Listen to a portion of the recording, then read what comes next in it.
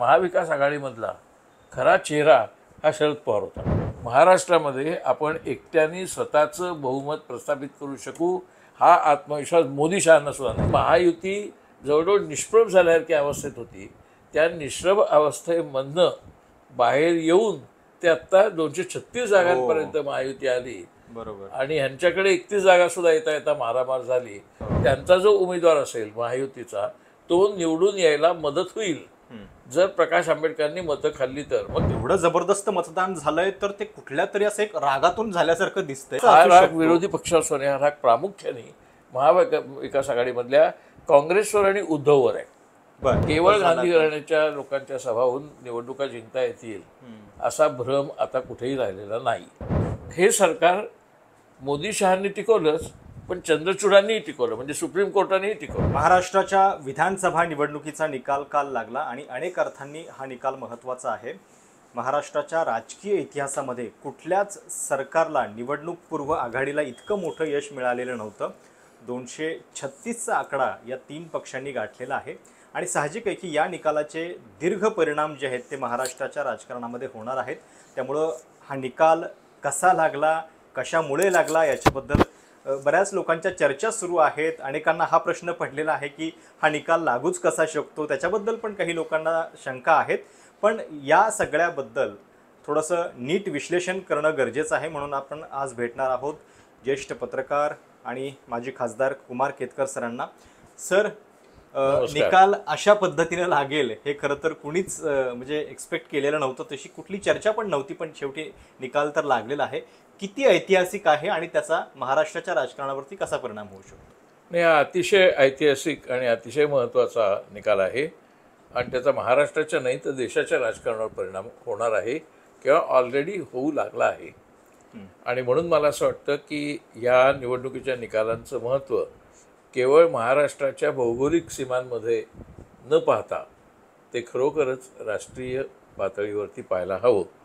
आणि म्हणून मला वाटतं की याचं एकूण जे आकडेवारी आहे त्या आकडेवारीतच केवळ न जाता त्या आकडेवारीच्या मागचे जे राजकीय शक्ती आहेत किंवा राजकीय एकूण वातावरण आहे त्याचा शोध घेण्याची या निकालांच्या निमित्ताने गरज आहे. नेमकं काय म्हणायचं तुम्हाला, म्हणजे या आकडेवारीच्या पाठीमागं कोण आहे?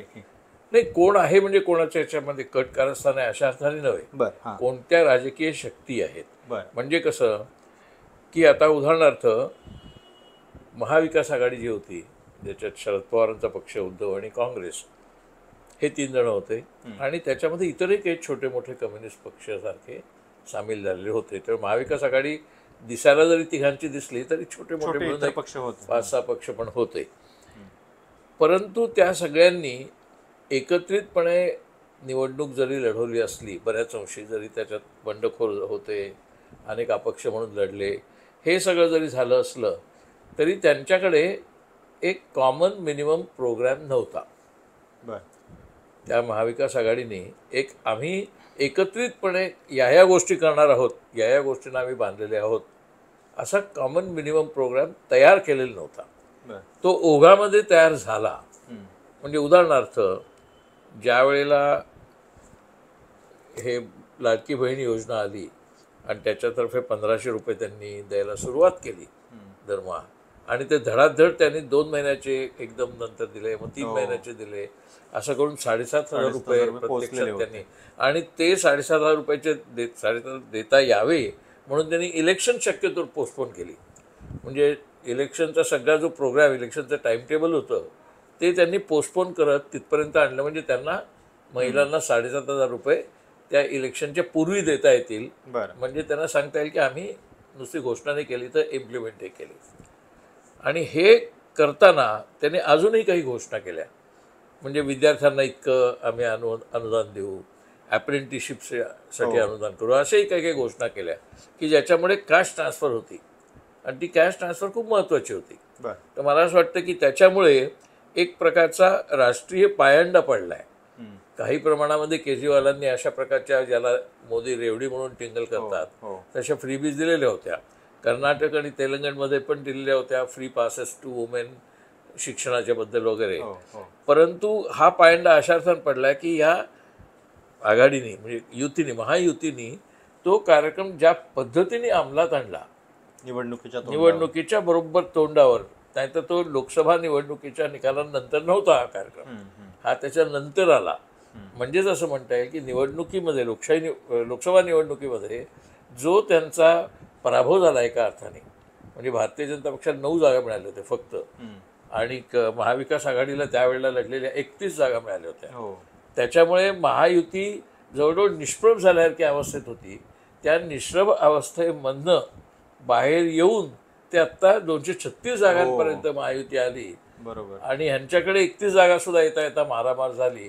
हा जो प्रवास त्यांना 4 महिन्यांपूर्वी त्यांनी खासदार 31 निवडून आणले आणि आमदारांची संख्या आता त्याच्या आसपासच आहे.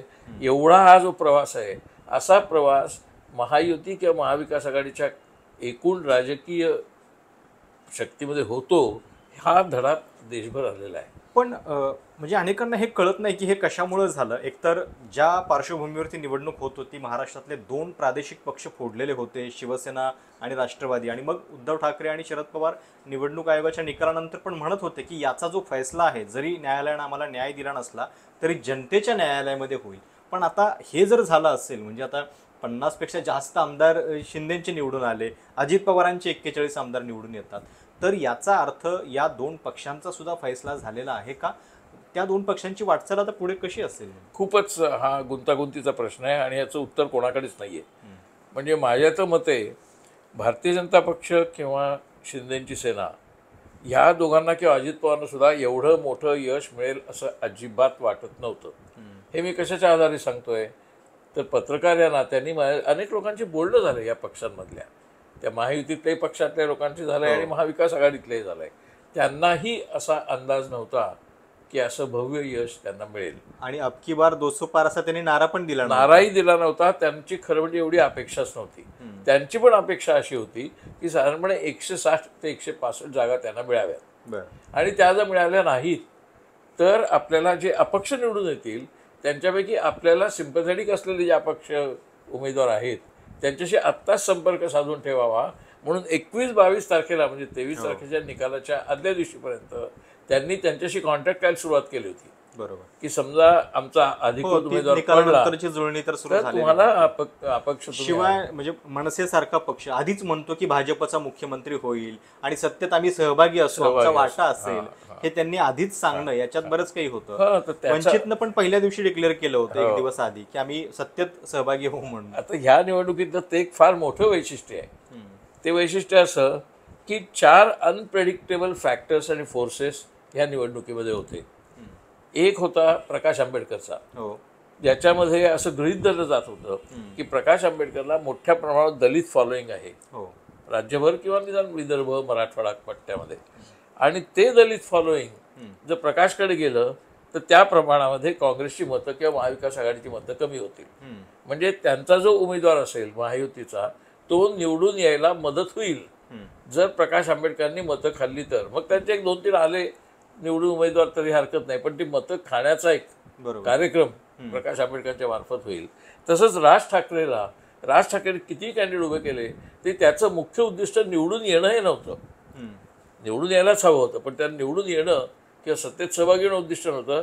त्यांना शिवसेनेच्या, म्हणजे उद्धव ठाकरेंच्या शिवसेनेची मतं कापायची होती आणि शिंदे सेनेबरोबर साठालोटं जमवायचं होतं. हा दुसरा घटक होता. तिसरा घटक होता जरांगे पाटलांचा, ज्यांनी तमाम मराठा जातीतल्या लोकांना आवाहन केलं होतं की तुम्ही भाजपच्या विरुद्ध मतदान करा, असंच त्यांचं आवाहन होतं. आणि चौथा फॅक्टर होता, जी तिसरी आघाडी निर्माण झाली, म्हणजे बच्चू कडू, संभाजीराजे, त्या तिसऱ्या आघाडी. तर हे 4 जण जे होते, म्हणजे राज, प्रकाश, बच्चू कडूची आघाडी आणि ह्या चौघांनी मिळून ह्या मतदानावरती एकूण परिणाम केलेला आहे. त्याच्यामुळे तू पाहशील की बहुसंख्य उमेदवार हे 1000 ते 7000 मतांच्या अधिक्याने निवडून आलेले आहेत. हे टॅक्टिक जे आहे ते भाजपनं हरियाणामध्ये पण वापरल्याची चर्चा होती. म्हणजे हरियाणाचा निकाल तर महाविकास आघाडीच्या समोर होता, त्यांना माहिती होतं की हे अशा पद्धतीनं भाजप करतं. मग त्याच्यानंतर सुद्धा त्यांनी थोडीशी सावधानगिरी बाळगायला पाहिजे होती. आणि दुसरा एक मुद्दा, लोकसभेला महाविकास आघाडीचा जो टक्का होता 43% मतं त्यांना एकत्रितपणे मिळालेली होती, तो यावेळी थेट 10%नी कमी झाला आहे. म्हणजे याचा अर्थ त्यांची मतं कमी झाली म्हणजे नाही, परंतु ह्याच्यात तू गृहीत असं धरतोयस की हे सगळे जे 4 फॅक्टर्स आहेत हे मोदी शहांच्या स्ट्रॅटेजीमुळे ते निर्माण झाले. तसं नाहीये. त्यांचा त्यांनी वापर करायचा प्रयत्न केला आहे, परंतु ते त्यांच्यामुळे उभे राहिले तसं नाही. अमित शहा आणि फडणवीसांनी राज ठाकरेला उभं केलं असेल, किंवा अमित शहा आणि फडणवीसांनी प्रकाश आंबेडकरला वश करून घेतलं असेल, परंतु ह्याचा अर्थ जरांगेला पण त्यांनीच वश केलं होतं का, याला काहीच पुरावा नाहीये. आणि किंबहुना जर तू पाहशील निकालांचा आधार घेतला तर 4ही फॅक्टर पूर्णपणे निष्फळ झाले आहेत. बरोबर. राजकडे 21. मला तेच म्हणायचंय की जर समजा म्हणजे एवढं जबरदस्त मतदान झालंय तर ते कुठल्या तरी असं एक रागातून झाल्यासारखं दिसतंय, आणि हा राग विरोधी पक्षावर कसा हा असू राग शकतो? विरोधी पक्षावर हा राग प्रामुख्याने महाविकास आघाडीमधल्या काँग्रेसवर आणि उद्धववर आहे. बर, हा राग म्हणजे तुम्ही मान्य करता की हा राग आहे? आहेच, काँग्रेसवर आहे आणि उद्धववर आहे आणि थोड्याफार प्रमाणात शरद पवारांवरती सुद्धा आहे. परंतु हे अँटी व्होट आहे त्यांच्या, नुसतं हे प्रो व्होट नाहीये महायुती. कशाचं म्हणजे की त्यांनी काँग्रेस सोबत जाऊन चूक केली या रागातनं? नाही, त्या रागातनं नाही येतो.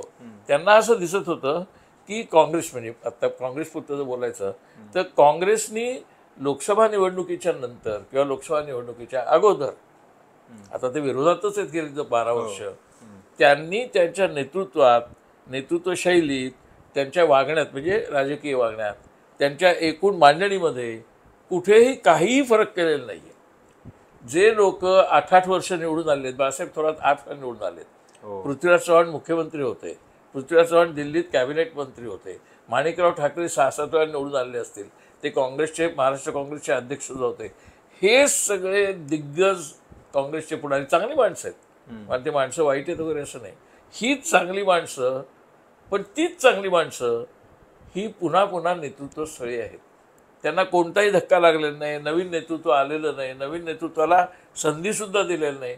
ज्या पद्धतीने उमेदवारी वाटली जात होती, कोणाला उमेदवार करायचं, तर माझ्याचकडे कमीत कमी 10 उमेदवार आलेले आहेत होतकरू, की आम्हाला काही करता येईल का. अत्यंत तरुण, उत्तम, आदिवासी, गरीब, शेतमजूर मंडळींमध्ये काम करणारे. कशामुळे म्हणजे याचा दोष आपण स्टेट लिडरशिपला द्यायचा की थेट वरती, म्हणजे काँग्रेस लिडरशिप, सेंट्रल म्हणा किंवा स्टेट म्हणा, सेंट्रल सुद्धा.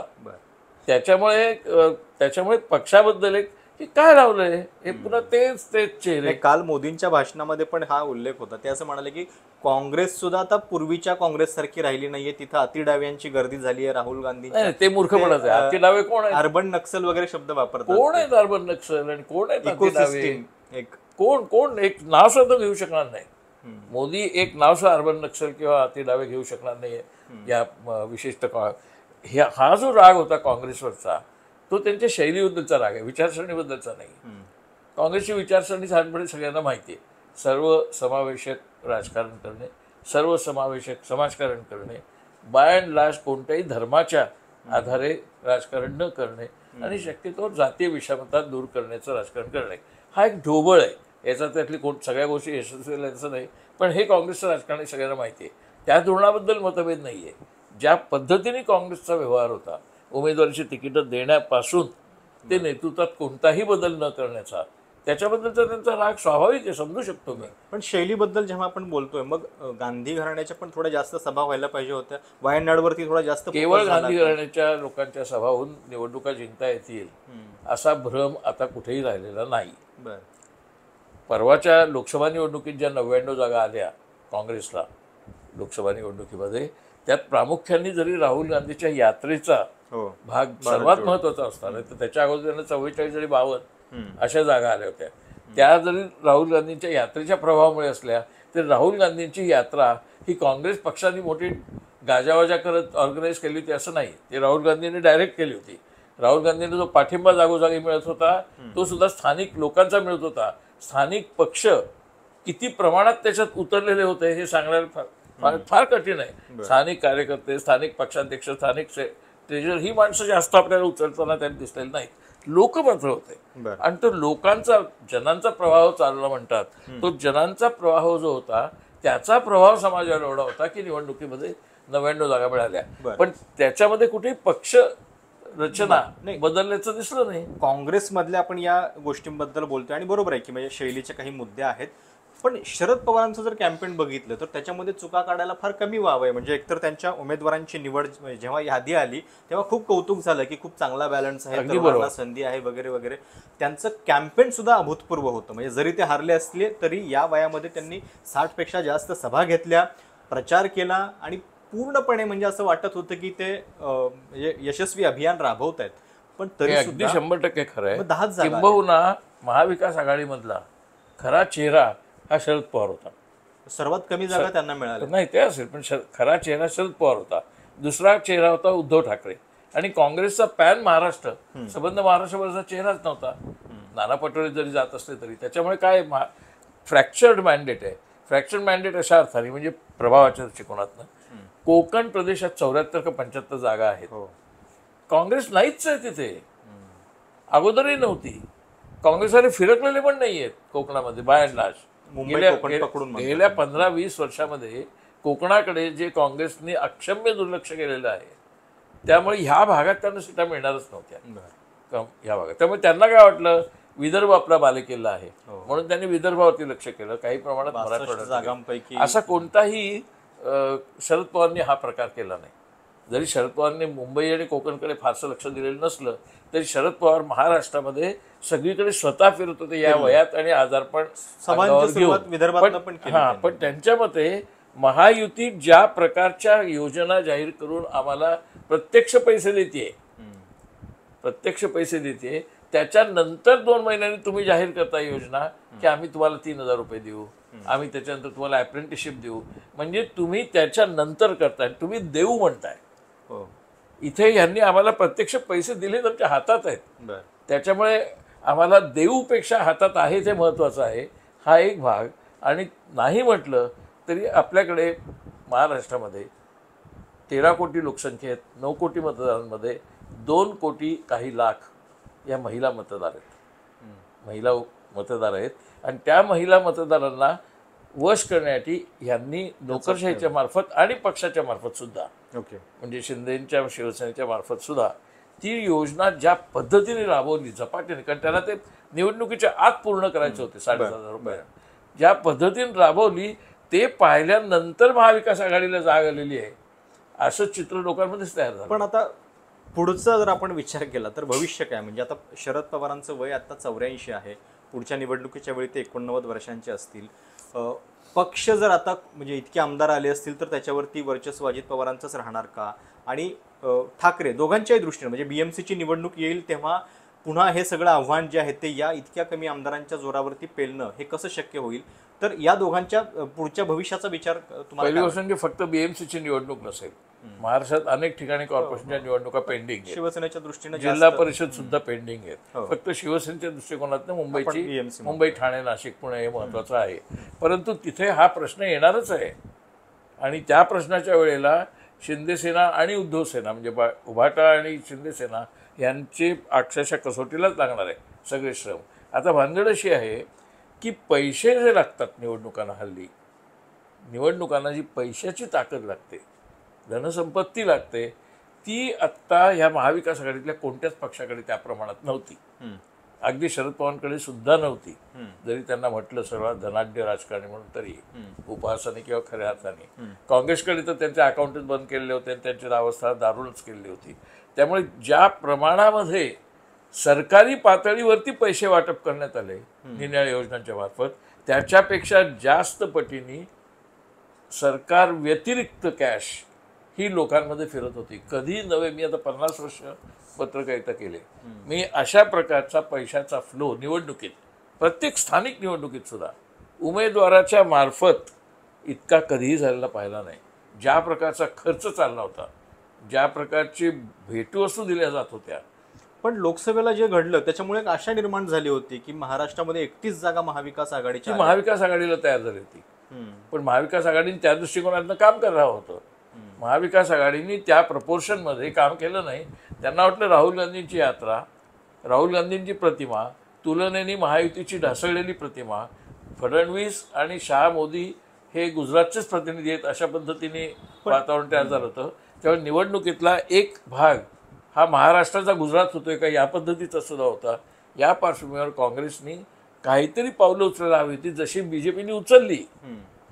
बीजेपीने जी पैशाची पावलं उचलली ती लोकसभेतल्या पराभवानंतर शिकून की आपल्या लोकांमध्ये काहीतरी आता प्रस्थापित केलं पाहिजे, आणि मग मध्य प्रदेशचं उदाहरण घेऊन त्यांनी लाडली बहीण योजना. पण कुठल्याही पराभवानंतर खरं तर एखाद्या राजकारण्याला सगळं मोडीत काढणं किंवा ह्यांचं आता हे संपले असं म्हणणं चुकीचं आहे. म्हणजे राजकारणाची वेळ बदलत असते, नेते पुन्हा त्या सगळ्या जिद्दीनं उभे राहत असतात.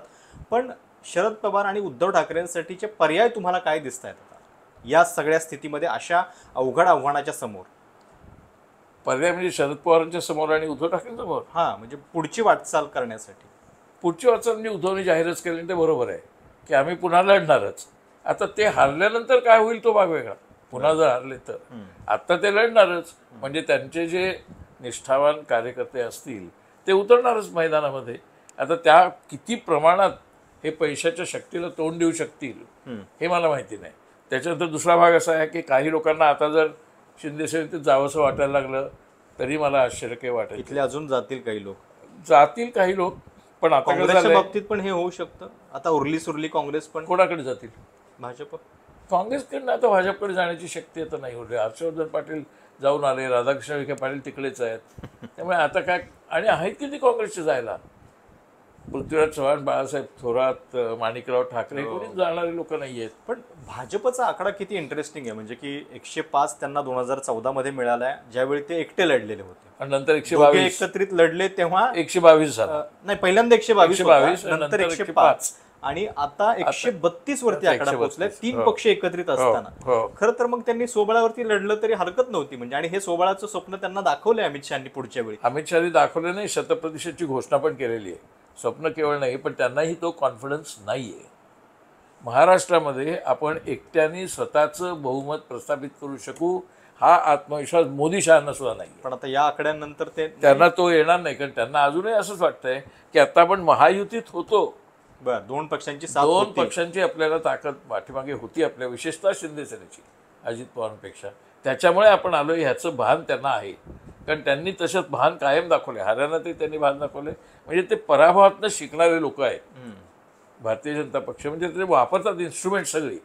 आता सगळ्या इन्स्टिट्यूशन्स त्यांनी वापरलेत अप्रत्यक्षपणे. सुप्रीम कोर्ट, त्याच्यानंतर इलेक्शन कमिशन, त्याच्यानंतर इलेक्शन कोड ऑफ कॉन्डक्ट, सगळे त्यांनी नॉर्मल इन्स्टिट्यूशन सगळ्या त्यांनी वापरलेल्या आहेत. इतक्या पद्धतीने वापरल्या आहेत की त्याच्यामुळे आता लोकांचा इन्स्टिट्यूशनवरचा विश्वासच उडाला आहे. आणि त्यामुळे मला असं वाटतं की वरतून आलेल्या आदेशानुसार आणि महाराष्ट्रातल्या एकूण इन्स्टिट्यूशन्स ह्या ज्या महायुतीने वापरल्या त्याचा खूप मोठा परिणाम. कोणत्या इन्स्टिट्यूशन असतात? ब्युरोक्रेसी असते. म्हणजे प्रत्येक जिल्ह्याला कलेक्टर आहे, प्रत्येक जिल्ह्याला तहसीलदार आहे, प्रत्येक जिल्ह्याला एक मोठं पोलीस नेटवर्क आहे, एक इंटेलिजन्स नेटवर्क आहे. हे केवढं मोठं इन्स्टिट्यूशन्स आहे. ते महाविकास आघाडीकडे काहीच नाही आहे. ह्याचा हे इन्फ्रास्ट्रक्चर आहे ना, हे इन्फ्रास्ट्रक्चर आहे प्रशासन सांभाळायला. पण हे इन्फ्रास्ट्रक्चर जर तुम्ही निवडणुकीसाठी वापरलं तर ते केवढी ताकद तयार होते, प्रचंड. जे मोदी आणि अमित शहानी कायमच निवडणुकीत वापरलंय, गुजरातपासून ते नंतर दिल्लीला आल्यानंतर सुद्धा. त्या इन्फ्रास्ट्रक्चरचा परिणाम हा निवडणुकांच्या निकालांवरती होतो, हे आपल्याला विसरून चालणार नाही. म्हणजे मी असं म्हणत नाहीये की केवळ त्याच्यामुळेच ते निवडून आले. बरोबर, मगाशी मी सांगितलं का कोणती कारणं आहेत, परंतु हा इन्फ्रास्ट्रक्चरल आणि इन्स्टिट्यूशनल सपोर्ट नसेल तर निवडणूक जिंकणं खूप कठीण आहे. अजून एक फॅक्टर वेळ असेल तुला तर सांगतो, तो असा की शिंदे सेना फुटल्यानंतर, म्हणजे ती फोडली गेल्यानंतर, त्याचं मोठं नाटक आपल्याला माहितीच आहे. फडणवीस, अमित शहा, महाशक्ती, सुरत, गुवाहाटी वगैरे, हे सगळं झाल्यानंतर सर्वसाधारण पद्धत काय आहे, ज्यावेळेला एखादा पक्ष फुटतो त्यावेळेला त्याला त्याचं नाव बदलावं लागतं, चिन्ह बदलावं लागतं निवडणुकीचं. काँग्रेसला गाय वासरू होतं ते हात घ्यायला लागलं, अजून कोणाला तिकडे सायकल घ्यायला लागली, असे बदलायला लागतं, चिन्ह बदलायला लागतं. इथं नाही ते झालं. इथे चिन्ह त्यांचं बदललं नाही, इतकं ते नावही बदललं नाही. आणि कोर्टामध्ये काय केलं, आम्हालाच ते नाव द्या, आम्हालाच ते चिन्ह द्या. आता ते पण मान्य केलं. एकदा ते मान्य केल्यानंतर अजित पवारला फोडल्यानंतर सुद्धा अजित पवारनी तोच दावा केला, आम्हाला तेच चिन्ह द्या, तेच नाव द्या. त्यामुळे आता अजित पवारचे राष्ट्रवादी, घड्याळ चिन्ह, यांची शिवसेना आणि धनुष्यबाण, म्हणजे त्यामुळे जणू काही उद्धव ठाकरेंनी नव्याने पक्ष उभारायचा आहे आणि शरद पवारने नव्याने पक्ष उभारायचा आहे असं वातावरण झालं. आणि ओरिजिनल पक्ष कोण? हो, तर अजित पवार आणि एकनाथ एकनाथ शिंदे. त्याच्यामुळे त्या लोकांचा जो काही श्रद्धा म्हण, निष्ठा म्हण, सहवास म्हण, निरनिराळे असोसिएशन्स असतात, तो जो त्या पक्षांकडे त्या चिन्हाच्या मार्फत आहे तो तिकडेच जाणार स्वाभाविक. पहिला ऑप्शन त्याचा मशीनवर गेला इलेक्शनच्या. आता गेले 20 वर्ष आपण धनुष्यबाणाला मत देतोय. धनुष्यबाण त्याला ते मशाल जरी माहिती असलं, पटलेलं असलं, तरी ते रुजायला मनात वेळ लागतो. तसं ते घड्याळ आणि तुतारी. त्याच्यामुळे मी ह्याच्यामुळेच ते जिंकले असं म्हणत नाहीये. नाही तर लोकांना वाटेल की ह्याच्यामुळे मी जिंकले असं करून एक्सक्यूज तयार करतोय. लोकसभेचे लोक म्हणतील लोकसभेला 10 जागा एक्सक्यूज तयार करत नाही मी. पण ही वस्तुस्थिती आहे. इन्स्टिट्यूशनल इन्फ्रास्ट्रक्चर तुमच्या बरोबर जर असेल तर तुम्हाला निवडणूक जिंकणं सुलभ जातं. लोकसभेच्या निकालानंतर जो एक मोदींना सेटबॅक बसलाय असं म्हटलं जात होतं, पण आता नंतर हरियाणा जिंकलं, त्याच्यानंतर महाराष्ट्र जिंकलंय आणि एक है तो सेफ है हा देशाचा महामंत्र बनलेला आहे असं आणि तो म्हणाले. बटेंगे तो कटेंगे.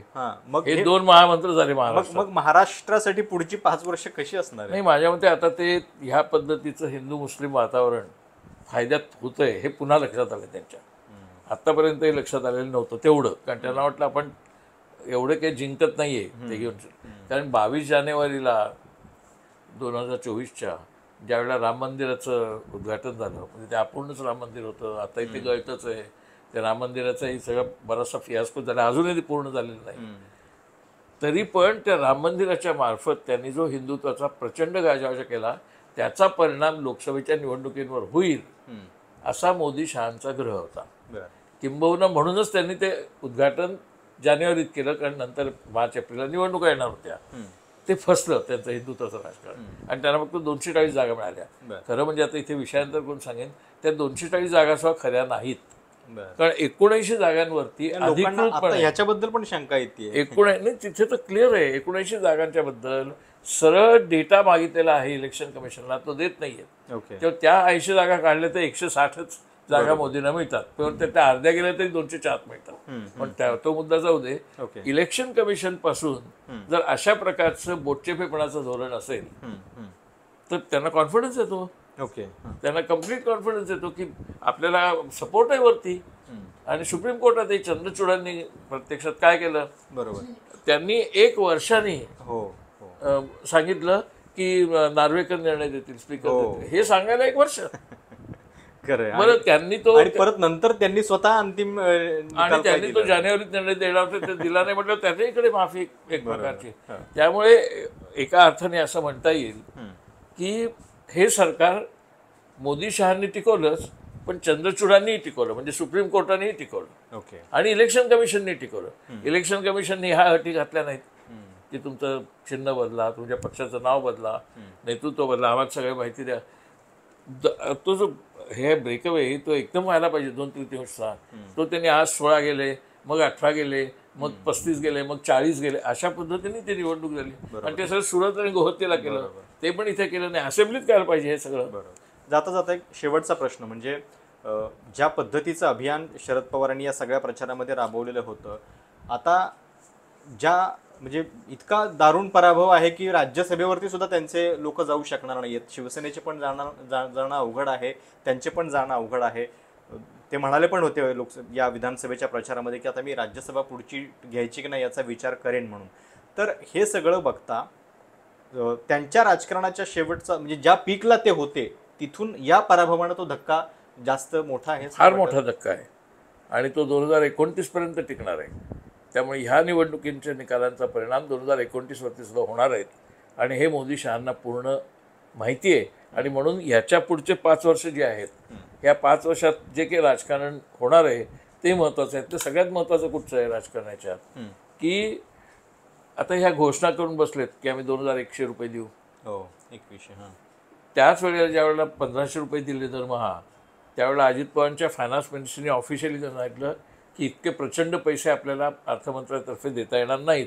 त्याच्यात भर घालून आता हे 2100 आणि इतर काही गोष्टी आता शेतकऱ्यांना काय काय देणार आहेत, चिकर सवलती ऑलरेडी निवडणुकीच्या निमित्ताने जाहीर केल्यात, त्या पूर्ण करायच्या. तर पैसे कुठून आणणार?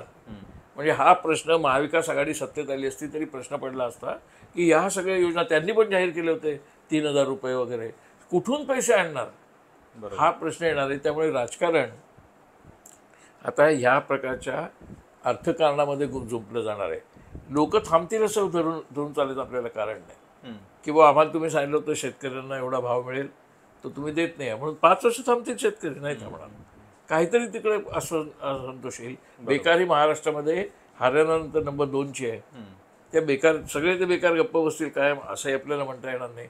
म्हणजे ग्रामीण असंतोष, शहरी असंतोष वाढणार. मग तो शहरी असंतोष वाढला की तुम्ही त्यांना शहरी नक्षल वगैरे काहीतरी म्हणणार, अर्बन नक्षल म्हणणार. ते सगळं मूर्खपणाचं आहे. लोकांमधला असंतोष हा निवडणुकीच्या बॉक्समधनं फक्त व्यक्त होत नाही. बरोबर. असंतोष आणि त्यांची अस्वस्थता ही फक्त निवडणुकीच्या बॉक्समधनं व्यक्त करायची सोय या लोकशाही पद्धतीत आहे. पण त्याच्या पलीकडे अस्वस्थता आणि असंतोष असतो. तो वेगळ्या मार्गाने व्यक्त होईल. तो कसा होईल सांगता येत नाही. त्यामुळे पुढची 5 वर्ष जे जिंकून आलेले आहेत त्यांना लक्षात येईल की आपण खरोखरच आता वाघावर बसलेले आहोत. बरोबर. आता जर उतरलं तर तो वाघ खाईल आणि नाही उतरलं तर तो वाघावरती बसून आपल्याला वाघ राईड करता येणार नाही आहे. ही अवस्था आता महायुतीची येणार आहे. त्यामुळे तर शिंदेंचा वाघ आणि उद्धव ठाकरेंचा वाघ हे 2 वेगळे वेगळे वाघ आहेत ते आपण लक्षात ठेवून पाहिलं पाहिजे. याच नोटवरती आपण ही मुलाखत थांबूयात. पण हा जो निकाल आहे महाराष्ट्राच्या दृष्टीने इतका ऐतिहासिक निकाल आहे, त्याचं नेमकं विश्लेषण जे आहे ते सरांनी केलेलं आहेच. आणि सोबत जे घडलं त्याची कारणं काय असू शकतात याच्याबद्दल पण त्यांनी त्यांचं विवेचन जे आहे ते केलेलं आहे. तुम्हाला या सगळ्याबद्दल नेमकं काय वाटतं? तुमच्या प्रतिक्रिया कमेंट्स जाणून घ्यायला नक्की आवडेल. चॅनल सबस्क्राईब करायला देखील विसरू नका.